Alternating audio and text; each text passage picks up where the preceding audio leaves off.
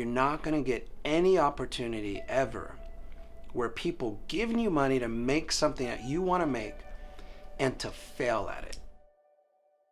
Film school is for you to make huge mistakes and huge failures to learn from them.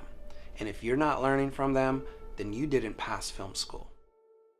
If you got disengaged, disenfranchised, if you lost the will to do it and the passion because of your failures, sadly I have to say, then the film career is not for you. You have 1,000 people coming here every month from all around the United States following their dreams to come to Hollywood.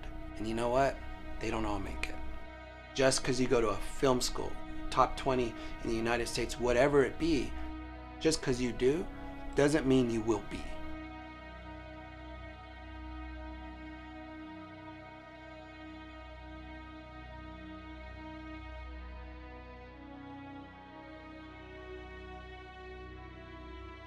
Something I realized definitely by the end of my first semester was that I am with all of the Jack Campeses of the world at this one centralized place.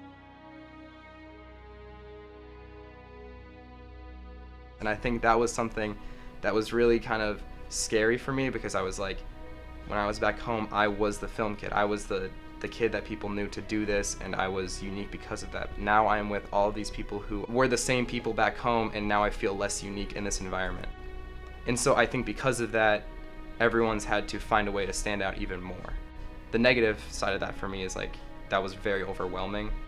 Obviously graduation's 2 years away from me, but I feel like anyone graduating would have that same kind of fear. It's like, now you're actually going out to the real world. And I understand where people come from. It's like, a lot of people come here and they fail, or they don't get what they initially thought of that. I'm just trying to be more open and broad about things. I don't have too many expectations when I leave. I'm not really leaving thinking that I'm gonna have a job. I'm gonna do my best to, obviously, but I know that it's a very difficult industry to break into.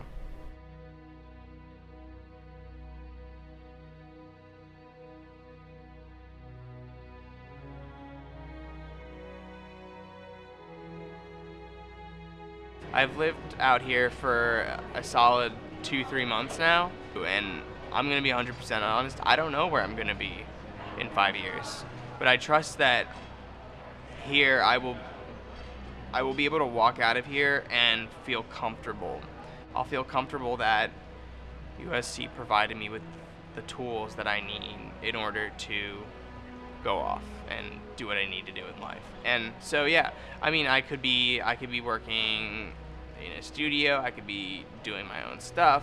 Who knows? Like, life's like a crazy journey, and like film's also crazy, and like the crazy places you can go with it. But yeah, so I have no idea where I'll be in 5 years is my point, yeah.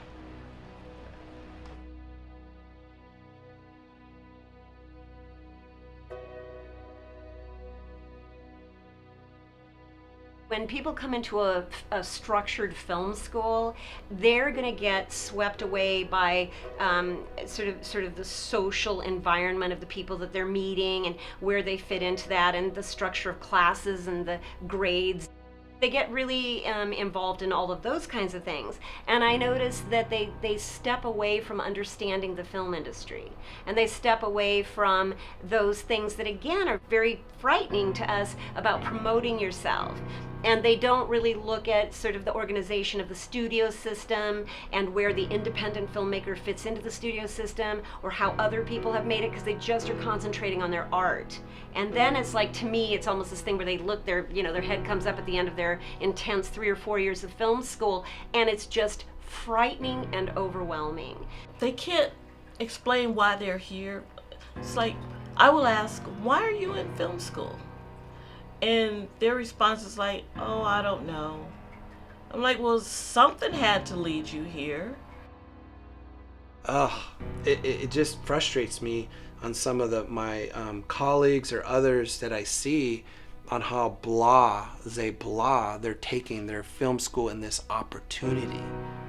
I mean, people are like, oh, I'm so busy. Bitch, please. I'm writing a feature, I'm revising my short, I'm directing a feature. Are you kidding me? I mean, James Cameron was directing Terminator while writing Aliens. there's no excuses. There's opportunities, and what you do when they come, you better rise to them. There's no excuses. So in this industry, if you want to be at the top of the food chain, director, producer, writer, you better be able to do 1,000 things at once. When I first got into film school, I really did think I was going to come out and the phones would be ringing and I would be a director. And so there was that kind of month of realization of, oh wait, everybody wants to be a director.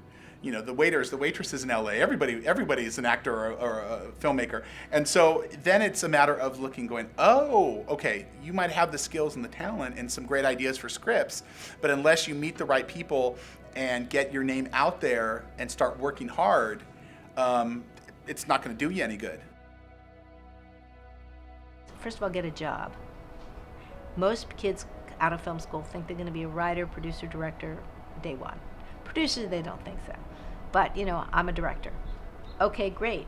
Buy a camera, back your movie, make a movie. And some people do. Everybody gets a lottery ticket. Some people get more lottery tickets, but someone's number is going to be pulled, Glenn Turman, who's a really wonderful actor, older than I am. I was at a seminar with him when I was at UCLA, and he said, the business is designed to weed you out. It's like a lawnmower, and if you're that one piece of grass that keeps popping up, no matter how many times that lawnmower hits you, you'll make it. Or you'll be on that ladder, whatever rung, you'll be making your living as whatever part of that profession. That's where I am. So I'm that piece of grass that just won't die.